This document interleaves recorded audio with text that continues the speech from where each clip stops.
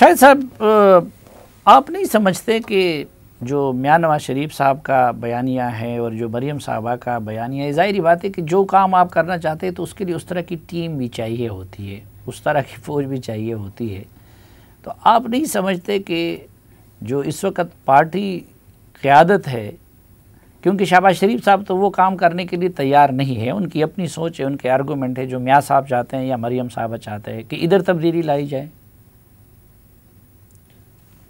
शहबाज साहब भी वही चाहते हैं जो बाकी जमात चाहती है। शहबाज साहब की कोई बात मैंने आज तक पार्टी से अलहदा नहीं देखी। वो पार्टी के सदर हैं, पार्टी के मौक़िफ़ को लेकर वही चलते हैं, पार्टी में मुशावरत होती है, राय का इजहार किया जाता है और एक मौक़िफ़ बन जाता है, फिर वो सबका होता है। तो आपने जो माज़रत से जो गलती अगर मैं कहूँगा तो उस प्रोग्राम में शहबाज साहब से आप पूछ लेते कि आप इस बात से इत्तफ़ाक़ करते हैं कि मुल्क का निज़ाम आइन के मुताबिक चले, क्योंकि हमें तो हमेशा शहबाज साहब ने यही बात कही है। तो ज़ुबानी तौर पर ये इमरान खान भी कहते हैं कि मुल्क आइन के मुताबिक चले, ये पीपल्स पार्टी भी कहती है, लेकिन असल तो वही होता है ना, अमल क्या होता है। जी, तो कम से कम एक जमात अब खड़ी है ना, ये मौक़िफ़ लेकर इक़्तिदार में नहीं है, वो ये कह रही है कि हम किसी सौदे का हिस्सा नहीं बनेंगे, हम सौदा करके इक़्तिदार में नहीं। उस जमात के सदर कह रहे हैं कि हमने गलती की, मुक़्तदिर हलकों को चैलेंज करके, या हम वो काम नहीं करना चाहते हैं, ये खसारे का सौदा है। नहीं, मैं आपकी बात से इत्तफाक नहीं करूँगा। मैंने सारा प्रोग्राम देखा है जो आपने किया था, ऐसी कोई बात उन्होंने नहीं की। उन्होंने माजी के चंद मामलात का जिक्र किया है, कुछ से मैं वाकिफ़ हूँ, कुछ से मैं नहीं हूँ, लेकिन मुस्तकबिल के लिए जमात की पॉलिसी बड़ी क्लियर है। जब भी मुशावरत होती है और वो महीने में तो बड़े क्लियर हैं कि नहीं जी, मुफाहमत से काम होना चाहिए, मिलजुल के करना चाहिए, माजी को दफन करना चाहिए। आप ट्रुथ कमीशन की बात करके माजी को कुरेदना चाहते हैं। नहीं, बिल्कुल नहीं, बिल्कुल नहीं। वो माजी को दफन करना चाहते हैं। माजी को डॉक्यूमेंट करने की ज़रूरत है ताकि पाकिस्तान के अवाम को पता चले कि हमारे मुल्क में हुआ क्या है, और हम खुद भी जो लोग मुस्तकबिल में आएंगे वो सबक हासिल कर सकें कि हमारी क्या गलतियाँ थीं जिनकी वजह से हम नाकाम रहे। बतौर मुल्क हम वो कामयाबी हासिल नहीं कर सके जो हमें करनी चाहिए थी, ये ज़रूरत है।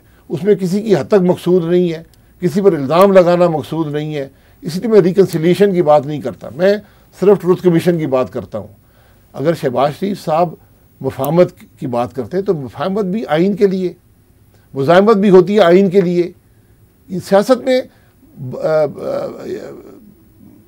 मुज़ाहमत या मुफाहमत के लिए ये चीज़ें नहीं होती, एक मकसद के लिए होती हैं। मकसद है आइन की बालादस्ती, मुल्क का निज़ाम आइन के मुताबिक चले। यही बात शहबाज शरीफ साहब करते हैं। उनके कहने का तरीका अपना है, उनका मिजाज अपना है, बाकी दूसरों का मिजाज मुख्तलिफ होता है, वो और तरीके से करते हैं। लेकिन जमात का एक ही मौक़िफ़ है, उस पर कोई दो मौक़िफ़ या दो बयानिए नहीं है। वो एक राय ये भी है कि जी पार्टी के अंदर कुछ लोग ऐसे हैं कि जो मरियम बीबी को भी बहुत ज़्यादा गुस्सा दिला देती हैं, नवाज़ शरीफ साहब को भी, इसलिए ये होता है। और एक नाम आपका भी लिया जाता है कि जी आप भी जो है ना, आप गुस्से में हैं और ये मुफाहमत नहीं होने देते हैं पार्टी का। नहीं, मैं गुस्से में, मैं किससे गुस्से में हूँ?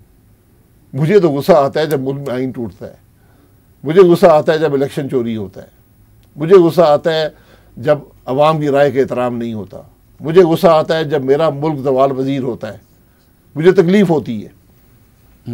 मेरी ज़िम्मेदारी है पार्लिमान के मेंबर के तौर पर, इस मुल्क में आला तरीन ओहदा रखने के तौर पर, कि मैं अपनी बात का इजहार तो करूँ।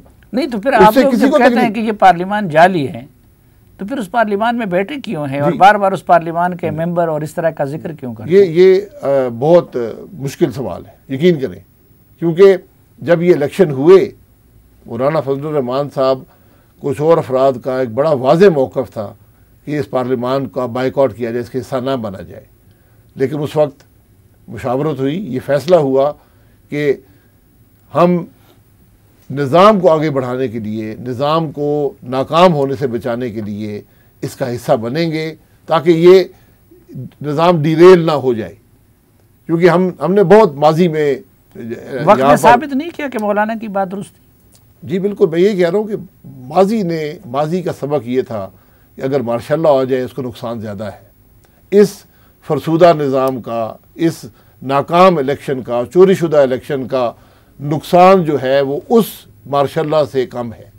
उसकी बुनियाद पर हम आए, एक कम खराबी समझते हुए, लेकिन जो हालात मुल्क में पैदा हुए हैं तो आज यही महसूस होता है कि मौलाना साहब की बात दुरुस्त थी। लेकिन मौलाना का पीडीएम किधर गायब हो गया? पीडीएम मौजूद है।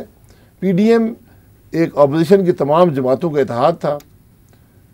पीडीएम अपने हतमी फैसले पे पहुंच चुकी थी कि हम लॉन्ग मार्च करेंगे, इस्तीफ़ा देंगे, इस निज़ाम से लाताल्लुकी का इजहार करेंगे। यहाँ पर पीडीएम पहुंची थी, लेकिन उस मीटिंग में इत्तेफाक नहीं हो सका। एक बड़ी जमात पीपल्स पार्टी ने कहा कि नहीं, हमारी जो सेंट्रल एग्जीक्यूटिव कमेटी है वो उसको इजाज़त नहीं देती, हम उनके पास जाएंगे। और उसके बाद उन्होंने एक दूसरे मामले पर पीडीएम को भी छोड़ दिया। तो अब जो असर कौमी असम्बली से 160 या 165 इस्तीफ़ों का होता है। पीपल्स पार्टी कहती है कि आप लोगों ने वो तकाजा शुरू किया जिसका फैसला ही नहीं हुआ था। फैसला हो चुका था, 9 जमातों का बड़ा वाज़ेह फैसला इस्तीफों का हुआ था। इस्तीफों का लॉन्ग 9 जमातों ने वहाँ इजहार किया। पीपल्स पार्टी ने कहा जी हमें इजाज़त नहीं है फैसला करने की, हम अपनी सीसी के पास जाएंगे। उनको इजाज़त दी गई कि हाँ आप जाएं, जाके बात करें। इसी दौरान दूसरे जो सेनेट का मसला था उसमें पीपल्स पार्टी जो थी वो अलहदा हो गई पीडीएम से।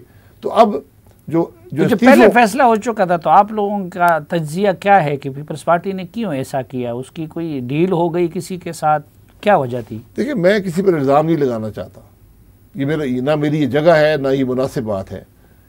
लेकिन मैं फिर ये कहूँगा कि जब ट्रूथ कमीशन बनेंगे सब हक़ाइक़ सामने आ जाएंगे। ट्रूथ कमीशन तो ना बनना है, मैं आपको सामने आएंगे। सलीम साफ़ी साहब, आप यकीन करें इस मुल्क में बनेगा।